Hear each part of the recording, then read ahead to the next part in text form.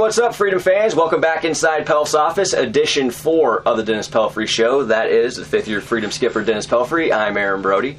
Dennis, late night last night. Got yourself a series sweep, though, but a long trip back home. Do I dare ask what time your head hit the pillow last night? I mean, it was, I think we got in, at 2:30, 2 o'clock, something like that. I probably fell asleep around 6 a.m. I'm a big movie guy, so threw down a movie last night and got a few hours of sleep before we started today. Awesome. What movie are you watching? What are you watching? I watched Captain Marvel. Captain Marvel. Yes. So you're into the comic superhero stuff. Yeah, I mean, I'm not a huge comic book person, but I'm a huge movie person, and those movies they're entertaining. That's probably the fourth time I've seen it. But I threw it on like I was going to fall asleep to it and ended up watching the whole thing. So. Oh, yeah, I know how that is. You get sucked in the Netflix vortex there. I'll ask you one quick question. Is Batman a superhero or just a guy with tremendous powers? I think he's a superhero. Okay. I think there's a lot of different opinions on superheroes and those things, but you can't knock the guy for what he does. I mean, he helps the community, he helps the world, so he's got to be a superhero. Well, speaking of superheroes, the Freedom have been pretty heroic on the field of late, rolling on the heels of their second series sweep this season. We'll talk all about it. They got that at Washington. We also have a series to talk about, the Windy City Thunderbolts, and a couple of things coming hot off the press from the Frontier League headquarters that involved the Freedom as well here this afternoon. So it's going to be a good show, got a lot to get to. But let's start with one of the more all-encompassing factors of this team this season. Dennis, you got the Freedom in first place again, 16-10. With River City's loss last night and your guys' victory, you are now back a half game ahead of River City, the top spot in the West Division. Never gets old to see that. Never. It's always nice to see when you wake up in the morning that we're sitting at the top of the division. And actually, I think we're sitting at the top of the league now. But this is going to be a dogfight. It really is. And, after tomorrow, it could be a whole new team that hasn't been there yet in that spot just because of how close the records are. No question about it. Well, one thing also that went really well lately and is continuing to go well is Ricky Ramirez Jr. We'll go with that other Frontier League nugget off the top here. Ricky now becomes the second Freedom player in the last 3 weeks to take home Frontier League Player of the Week. Tremendous honor and well-deserved. Ricky hitting over 400 for this past week, a home run, a couple of doubles, I think 3 RBIs, and was on base over a 500 clip.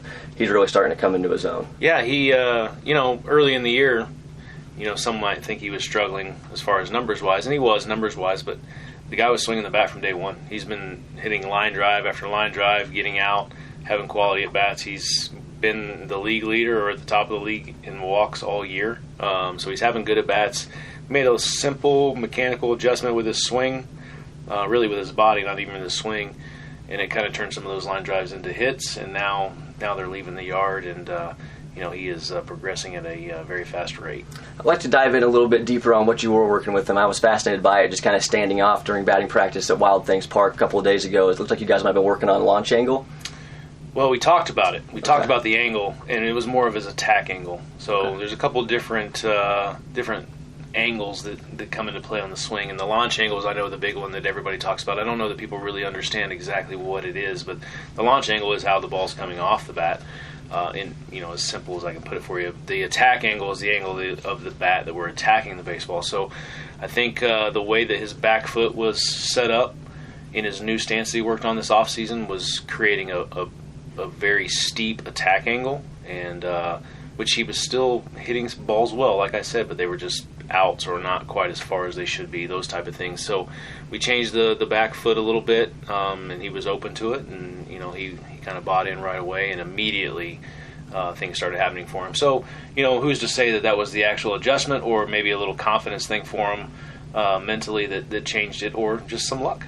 Okay, I did see that he was hobbled yesterday in a run down in between first and second. He ultimately would stay in the game, but do you have a little bit of an injury update on Ricky? Yeah, he saw Dr. Devine today, and just as a precaution, he finished the game yesterday fine. We taped it up, and he was okay. I thought maybe he'd be a little stiff today, but Doc gave us some good news, and says he's just fine. He's got a little brace he's going to wear for a few days maybe, but we may give him the day off tomorrow just to kind of give him one more day because he's got a little bruising, but other than that, he's going to be fine.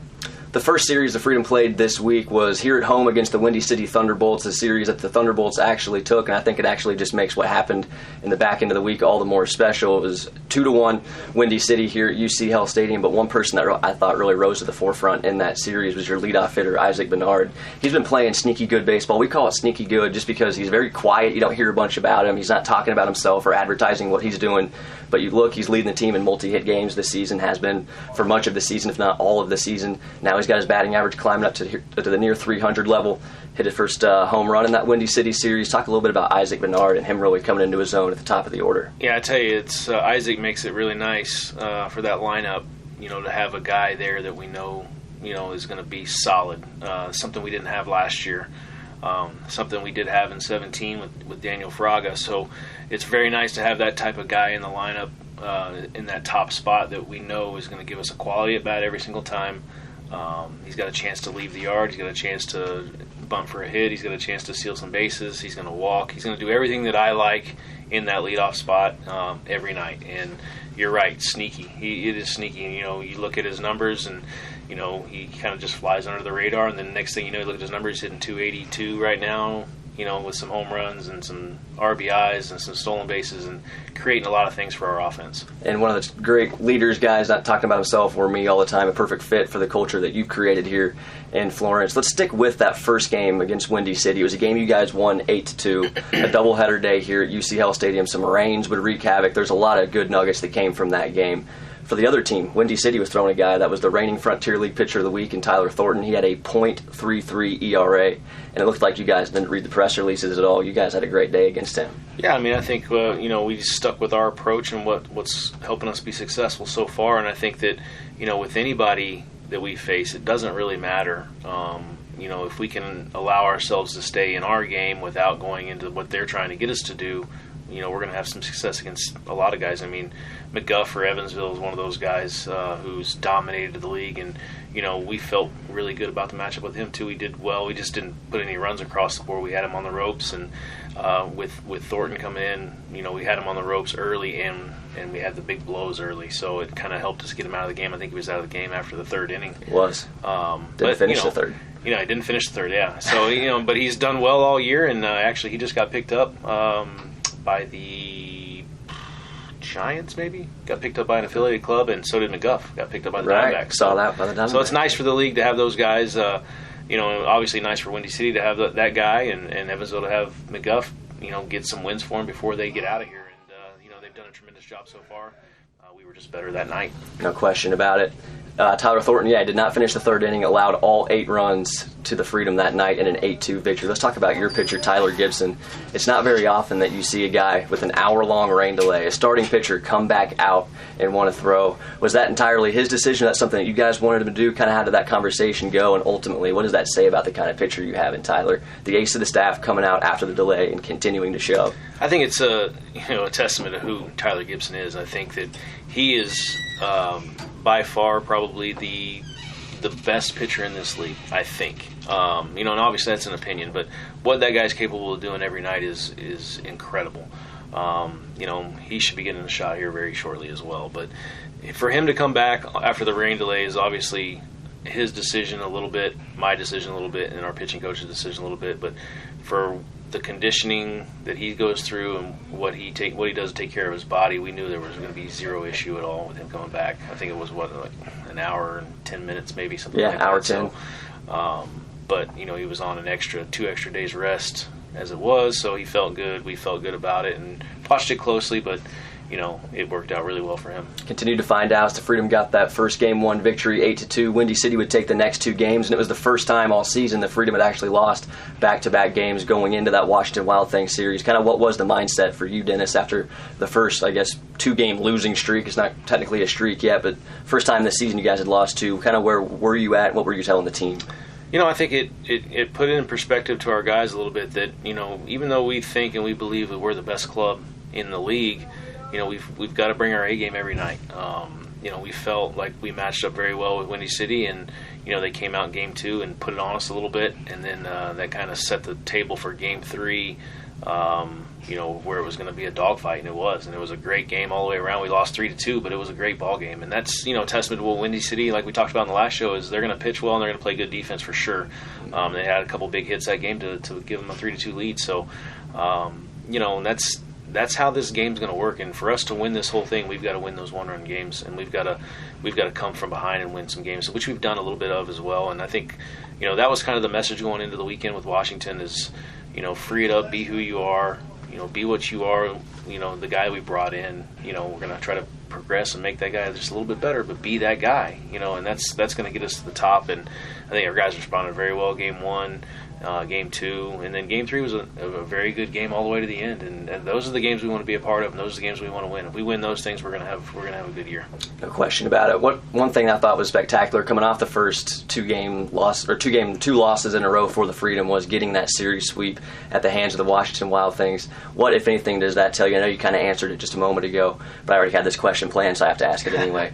But coming off the 2 losses in a row, you get a series sweep. What does that tell you about the team you have here, and just kind of the ability of these guys to move on, to not worry about things that happened in the past, to continue to move forward, and then turn around after 2 losses in a row and have just your second 3-game winning streak, your second sweep of the season, and riding high coming back home to UC Stadium? I mean, it shows exactly what we are. It shows that we have the ability every night to be the best team in this league. The Washington Wild Things at the time, they're not playing the greatest baseball, but coming into that series, they were starting to swing it really well, and they're going to be dangerous. The Washington Wild Things are going to be dangerous, and they're going to be in the mix by the end of the season. Those guys are going to turn it around. They're going to be winning some ball games here pretty soon, and we just didn't want that to be against us. And our pitching staff and pitching coach Brian White did a phenomenal job of shutting down their offense in all 3 of those games. So that was the big concern going into it as far as the report, because they were starting to swing the bats very well, and we did our best, and we did a very good job of shutting those guys down. Yeah, he's not lying to you. Going into that series, it was Washington that had the second most homers in the league. They had the very best team batting average. They were really starting to come into a zone, but the Freedom pitching staff has been just lights out all season long. Kind of take us behind the curtain a little bit on what the game plan was from a pitching perspective going into that series, knowing they had a bunch of guys that can hit home runs. They even got a few home runs in that series, but ultimately they struggled. They're now down, I think, 3rd best batting average. Finding that 3-game set with the Freedom kind of was a wheels-off moment for them, and that's kind of been the way things have happened for every team that you've left behind on your way to a new series. Yeah, I mean, I think going into it with Frank Valentino, we had a really good plan with him. Just doing what he does, he's able to shut down some very good offenses. He's done it all year so far. So I think that was going to be kind of the momentum setter for us, and sure enough, is exactly what it was. And then, going into day 2 with Ryan Hill, struggled a little bit with his command, but had just enough to keep the hitters off balance. A very good mix, getting the ground balls, getting the fly balls, and the ball wasn't carrying there that day, so it helped out a lot as far as, making the guys swing the bats on pitches that we want them to swing at, not the ones that they want. So that worked really well. And then Castellani's doing his thing, filling up the strike zone with his 6 foot of movement he's got on his fastball. It's tough. I mean, the guy can go out there and throw 100 fastballs and 100 pitches, and not one of them's the same, which is incredible. But he throws strikes, and he's a competitor. He's got a great pickoff move. Had a big pickoff there to kind of stop a rally. It was a leadoff walk. Picked a guy off, and gets a double play ball when he needs to. Those things. So he's done a good job. So we felt really good about our matchup from a starting pitcher standpoint. And then our bullpen's been very good. I mean, Carl Craigie, you can't say enough great things about that guy. Jonathan Tripp, McKenna's been good. I mean, at times he's made a couple bad pitches here and there, but he understands and he's learning from it. And, Brian McKenna's getting better and better each time out as well.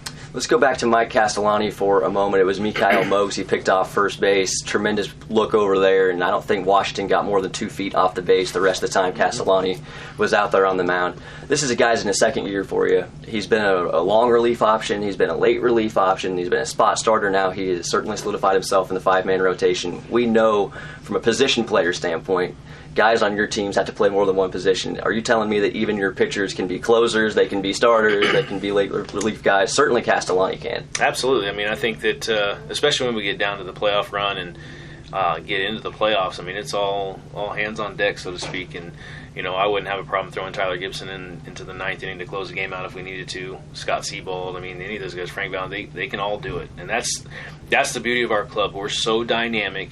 I think Andre keeps saying it about the outfielders. We got 4 center fielders in the outfield, and Wolbrock and those guys always talk about 4 shortstops on the infield, and it's the truth. I mean, really, everybody on this team could play virtually any position that they wanted to on the field. Obviously, the left-handed, right-handed thing comes into play a little bit, but they could do it if they were asked to, and that's the great thing about our club, and same thing from the pitching staff. I think all these guys can do anything we ask them to do, and they'll buy right in and do it, which is great.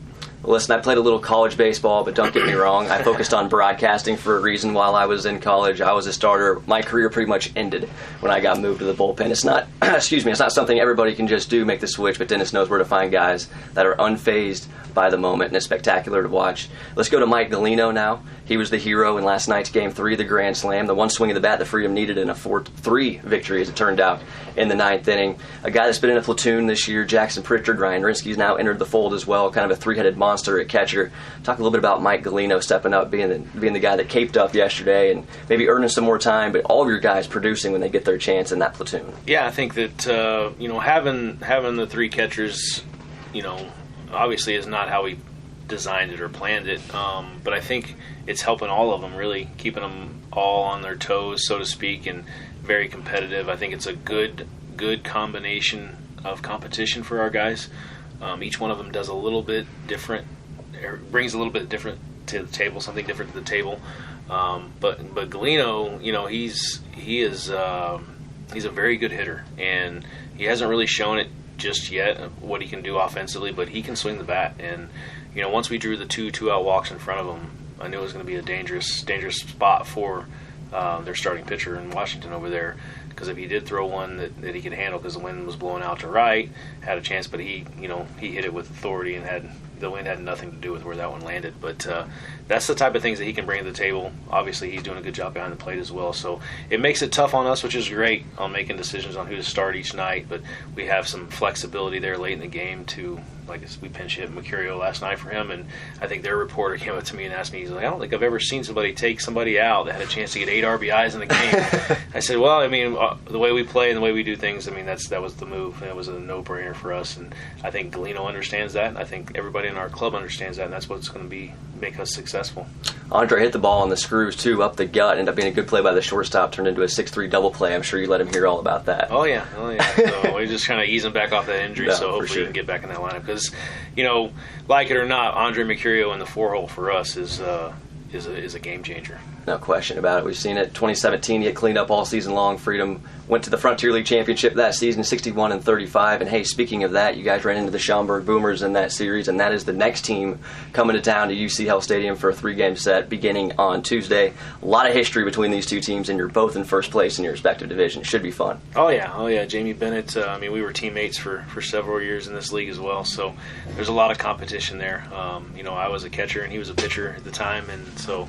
We were very close then. We're still pretty close, and but we both know that we're going after each other's throats. So it's going to be a big one. It's always nice to play the Boomers, whether it's here or in Schaumburg, and that competition level for me just goes up just a tick. And I want to beat those guys pretty bad. So I got to kind of draw back from that just a little bit to kind of keep my same emotional state during the games. But there's no doubt about it. I mean, it's great playing those guys because they're going to be a good ball club. They're going to be a lot like us, and it's going to be 3 very good ball games. In 2017, it was the 2 teams with the best ERAs. It was the 2 teams with the best batting averages. In this season, it's the 2 teams sitting at the top of their respective divisions. It always seems to be that way when the Freedom and Boomers line it up. So it should be a lot of fun. First pitch on Tuesday is at 6:35 of a big series with the Schaumburg Boomers. Dennis, we cannot thank you enough, as always, for the exclusive behind-the-scenes access here. I appreciate it. Hopefully there's some people watching. So. Oh, yeah, no question. There is. Like, we get a lot of compliments all the time about how cool our manager is, how well-spoken he is.